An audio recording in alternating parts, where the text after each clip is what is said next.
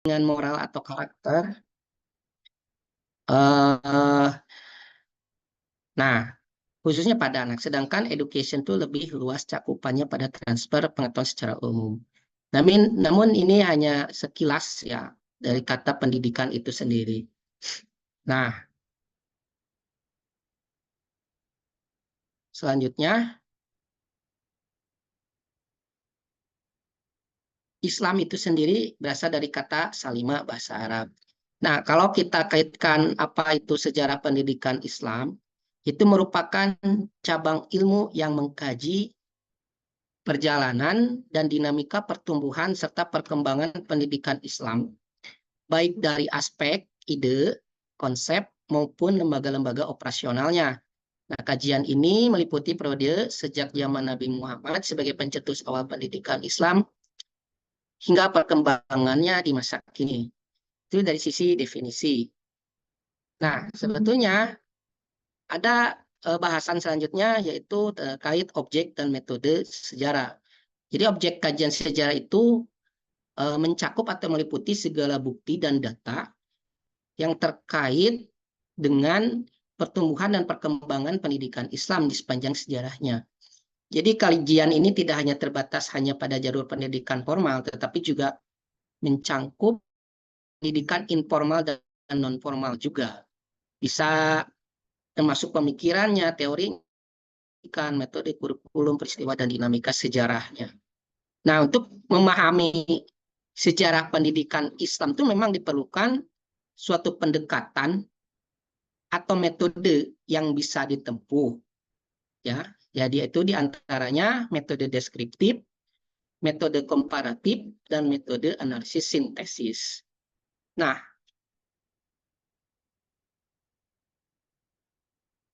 untuk mengkaji sejarah pendidikan Islam itu, terdapat beberapa metode yang dapat digunakan.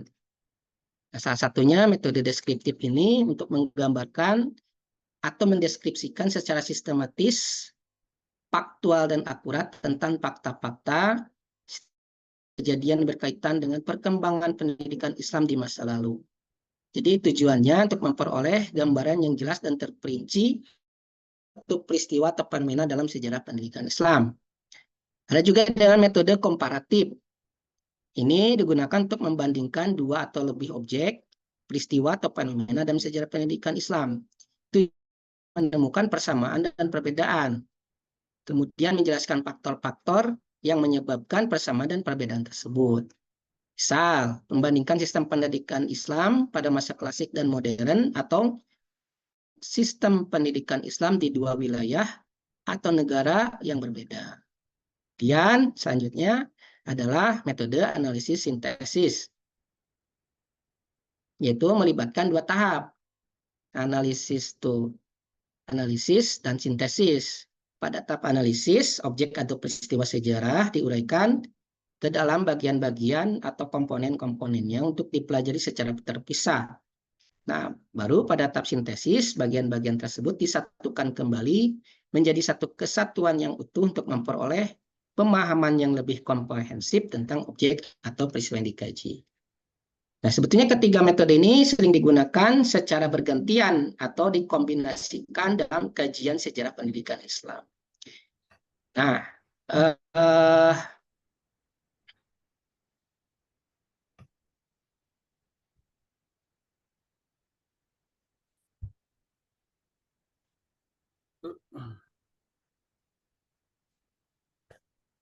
selanjutnya kita masuk pada kajian pada periodisasi.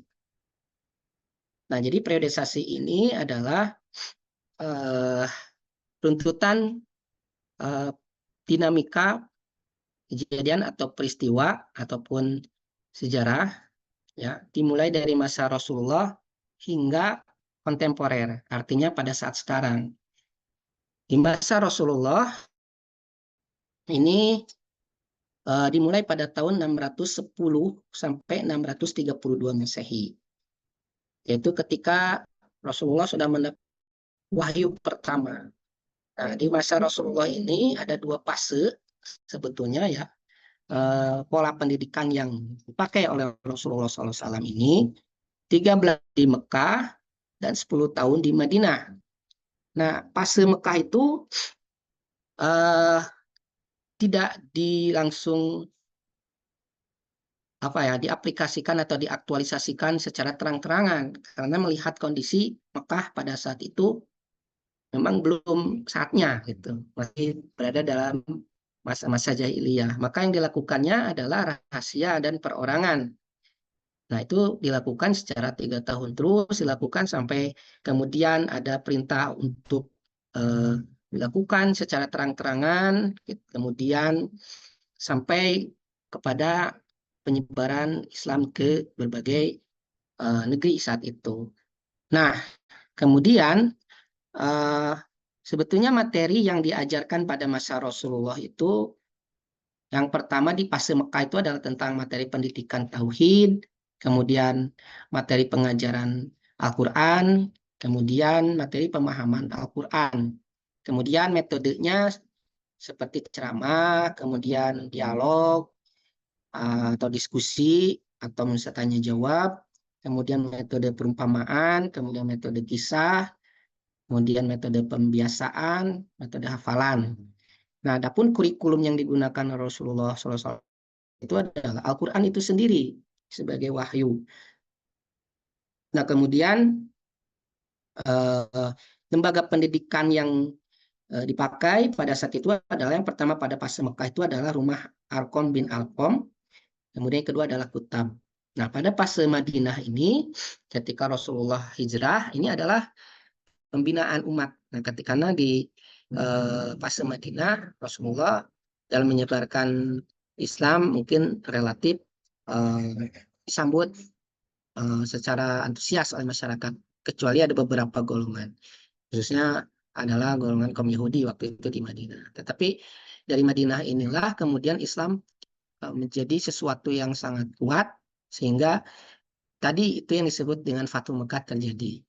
Nah, sepeninggal Rasulullah itu kemudian beralihlah kepada zaman Khulafaur Rasyidin yang kita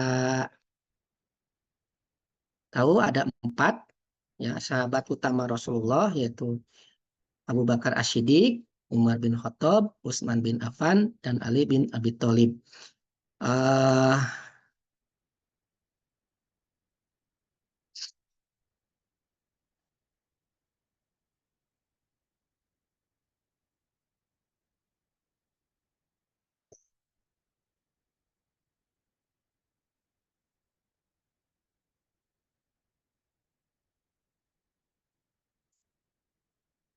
Baik.